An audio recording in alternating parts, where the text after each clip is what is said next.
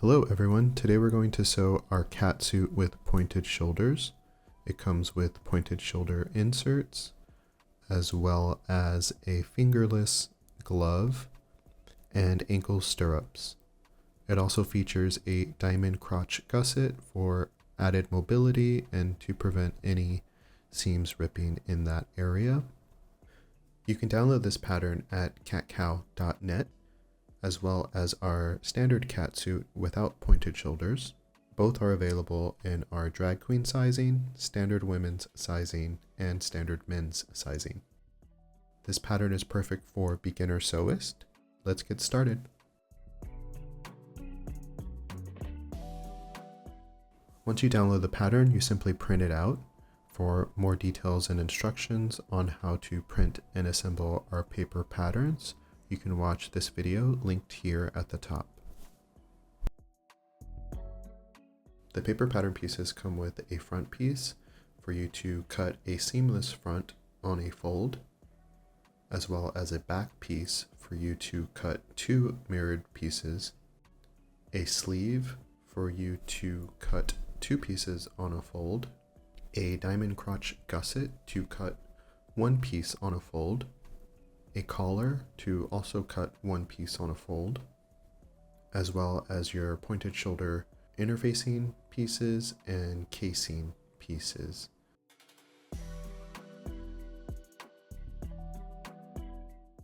This pattern is intended for four-way stretch fabrics only. You can use a spandex, lycra, or milli skin tricot. You'll also need a 24-inch invisible zipper. And optionally, you can add some elastic for the ankle stirrups.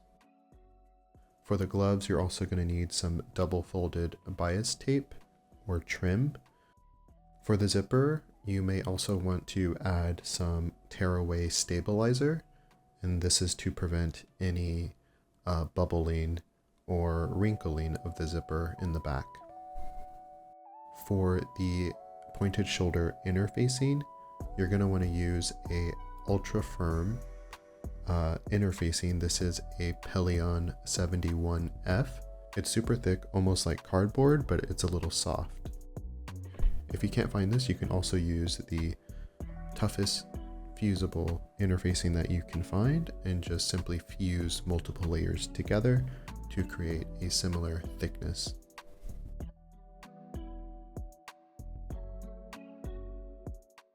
Look for the stretch direction annotation on the paper pattern pieces.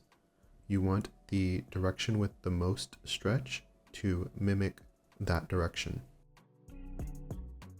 To cut pieces on a fold, simply fold your fabric right sides facing and then place the place on fold edge along the fold and then cut out the shape to create one seamless piece. Be sure to cut out the notches as well as any additional cutouts such as the thumb hole, which you should only cut one thumb hole per sleeve. Then cut out all of your fabric pieces as well as your interfacing and shoulder casing pieces.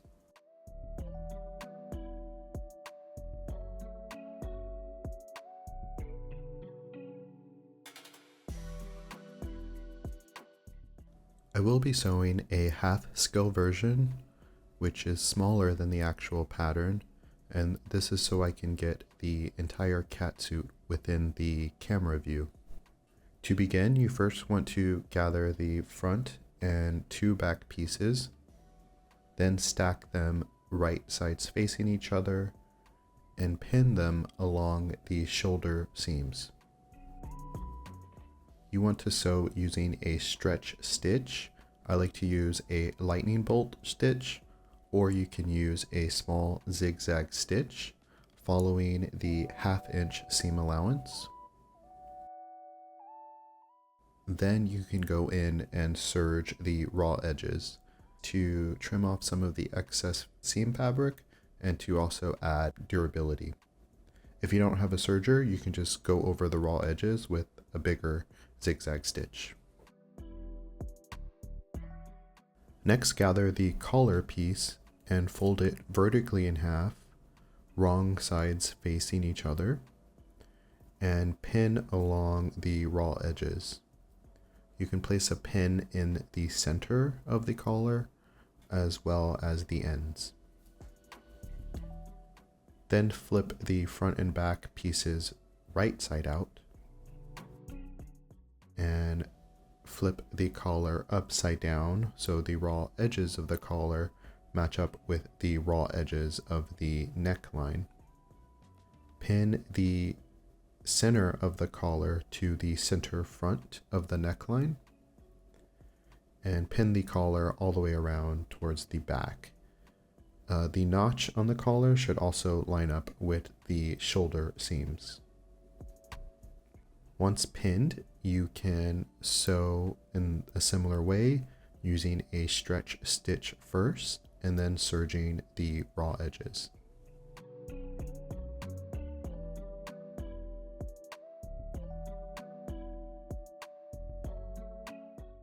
Next, we can install the invisible zipper to the center back edges.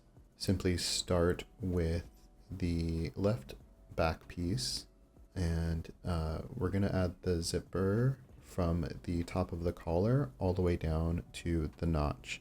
The notch is about 2 inches below the waistline. You can, of course, extend this. Gather the zipper.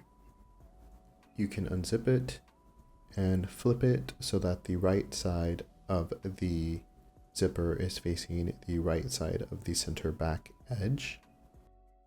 The top of the zipper should also have excess zipper fabric. We're going to fold that and tack it in place later. Pin the zipper stopper starting at the top of the collar and all the way down to where the notch is.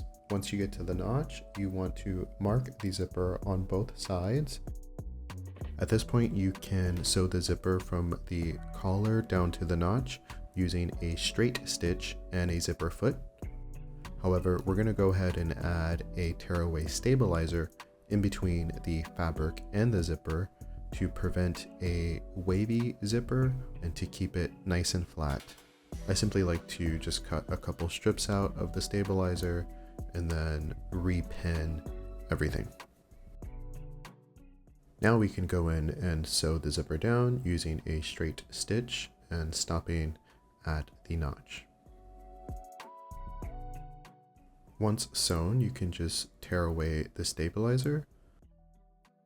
You may need to go in and pick out some of the smaller pieces, just do that carefully. And then repeat the same method for the opposite side.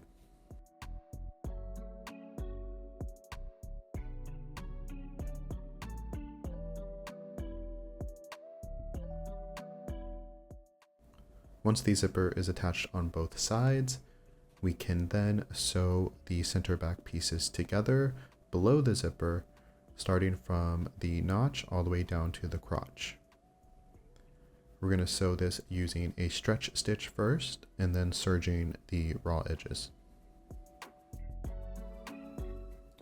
You can then trim off any excess zipper fabric. I like to leave about 1 inch of excess. Then on the right side of the back, we're just going to sew a couple of back stitches right below the zipper to hold it in place. You of course want to use a matching thread.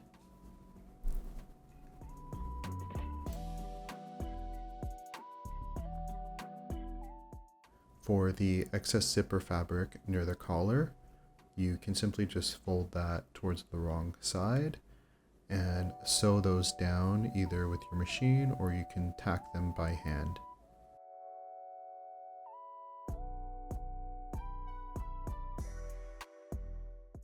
Next, we can prepare and attach our sleeves. The thumb holes should be facing the side seams of the front, and you should only cut 1 thumb hole per sleeve, like so.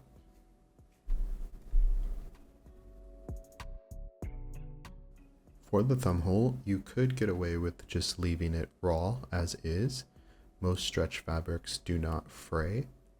However, if you want a more professional look, you will need to add a double folded bias tape around the inner edge.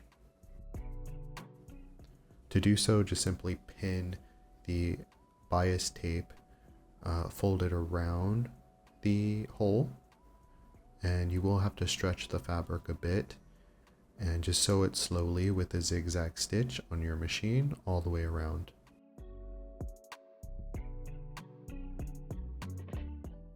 To attach the sleeves, simply lay out the front and back panels right side up, then position the point of the sleeve to the shoulder seams. Then flip the sleeve over the front or back panel, right sides facing, and pin along the armhole edges. You can sew the front and back one side at a time, or you can do it all at once. Use a stretch stitch first and then serge the raw edges like before. Then repeat for the opposite sleeve. Before we close the body, we're going to go ahead and add the crotch diamond gusset. We're going to attach the gusset to the back crotch first. Simply gather the gusset piece and flip it so the right side is facing the right side of the back. The center of the gusset should match the center back seam, and then the ends of the gusset should stop at the notch.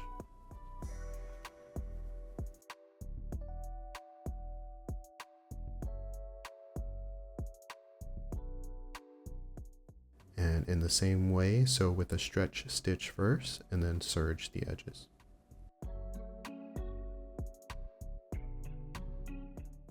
And now we can go back and close the sleeves as well as the side seams. Simply pin the sleeves together up to the armpit and then pivot to continue sewing all the way down the side seams. Use a stretch stitch and then serge the raw edges. Once both sleeves are closed as well as the side seams, we can then sew the inner leg seams together as well as the front gusset. Simply pin the center of the gusset to the center front crotch and extend your pins all the way down towards the ankle. Then, as usual, sew with a stretch stitch and serge the raw edges.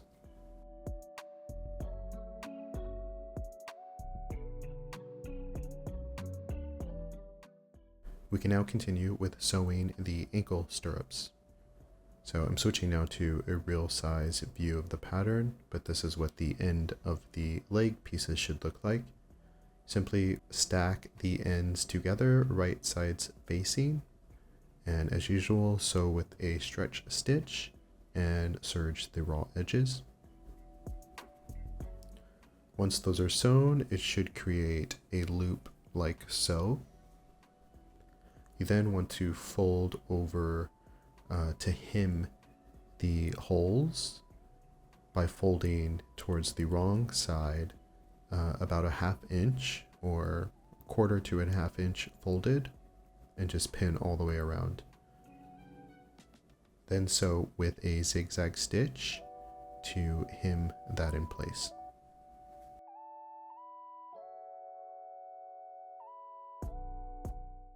As mentioned before, you can also add elastic to the hem if you wish for a more tighter fit. Just try on the stirrups first to see how your foot sits inside them. Next, we can hem the sleeves. You want to just fold over about a 1/2 inch towards the wrong side of the sleeve and just go over that edge with a zigzag stitch. And now we can create and install the pointed shoulder pads. To do so, gather your interfacing pieces, the number 8 and 6 pieces, you should have 2 number 6 pieces and 1 number 8 per sleeve. First, we're going to sew the edge of number 6 and 8 together along the dotted edge. And you're simply just going to push them together as you sew with a zigzag stitch. Then repeat for attaching the opposite number 6 piece.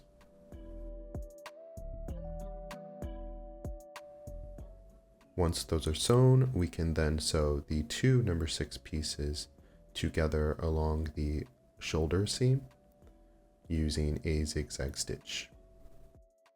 Once sewn, they should create a pyramid shape. The seam where the 2 number 6 pieces are joined is the shoulder seam, and the number 8 piece is the sleeve cap for the sleeve. Next, we want to create a sort of shell and lining casing for these pyramid interfacing pieces using the number 7 and 9 pieces. For these, simply match the same edges, right sides facing, and this time sew following the seam allowance guide. Once sewn, simply repeat for sewing on the opposite side, and then again for sewing the number 7 pieces together along the shoulder seam. You can also trim off any excess seam fabric here to prevent any bunching and to keep your sharp edges sharp. You can then see how the interfacing should fit, and we're going to want to create a lining layer following the same method. Once you have your shell and lining, we can then stack them right sides facing each other and then pin them all along the bottom edge. Once pinned, you're going to want to sew the edge together, but leave an unsewn gap so that you can insert the interfacing after. We can then flip the shell and lining right side out through the unsewn gap and insert our interfacing pyramid. Make sure all of the edges are matching the proper seams. And at this point, this is an extra step, but if you have excess fabric, you can cut that into small pieces and simply stuff the inside of the pyramid to help keep its shape. Once your stuffing is inserted inside, you can then sew the open gap closed. Next, we can attach the shoulder pads to the shoulder edges of the catsuit. It's best to expose the sleeve cap so that the wrong side is facing outward. And then you want to hand sew the shell casing of the shoulder pad to the seam fabric only along the sleeve cap edge and also the shoulder seam edge.